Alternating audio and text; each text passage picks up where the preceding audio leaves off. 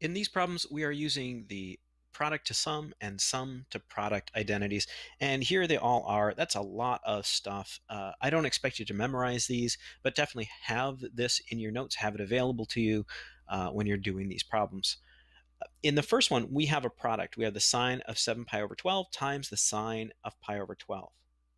So I'm just going to look down to my product to sum formulas here and find where they're multiplying sine u, sine v. So we'll call 7 pi over 12 u and pi over 12v, and then we'll just create this formula and plug in the numbers.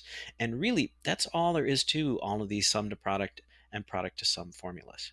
So let's set this up. We have 1/2 times the cosine of u minus v. U minus v, 7 pi over 12 minus pi over 12. That's 6 pi over 12. Well, that's pi over 2. So the cosine of pi over 2 minus the cosine of u plus v, that's 8 pi over 12. So 8 pi over 12 is 2 pi over 3. Oops, cosine of that.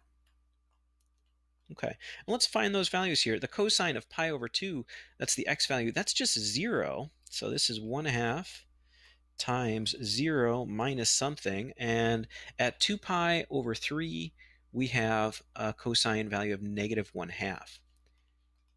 So 0 minus a negative 1/2, that's a positive 1/2 times 1/2. All of that is going to equal 1/4. So that's all there is to that one. Let's go the other direction. Here we have a sine plus a sine. So we find our sum to product formulas. And here's sine plus sine, sine of x plus the sine of y. And that equals this. So we'll call this x and this y.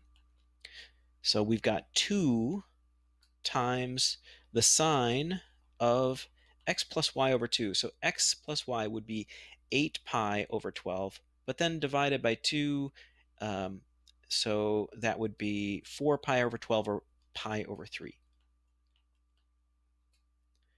Times the cosine of x minus y. So 7 pi over 12 minus pi over 12, that's 6 pi over 12 or pi over 2, but over 2, pi over 2 over 2, that's pi over 4. Okay, let's find the values for that. So the sine of pi over 3 is square root of 3 over 2.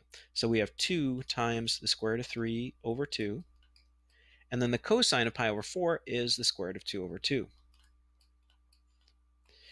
And let's see, multiplying across the top, square root of 3, square root of 2, that's square root of 6. And then one of these 2's will cancel. So that's square root of 6 over 2. And that's really all there is to it in applying these sum to product and product to sum formulas.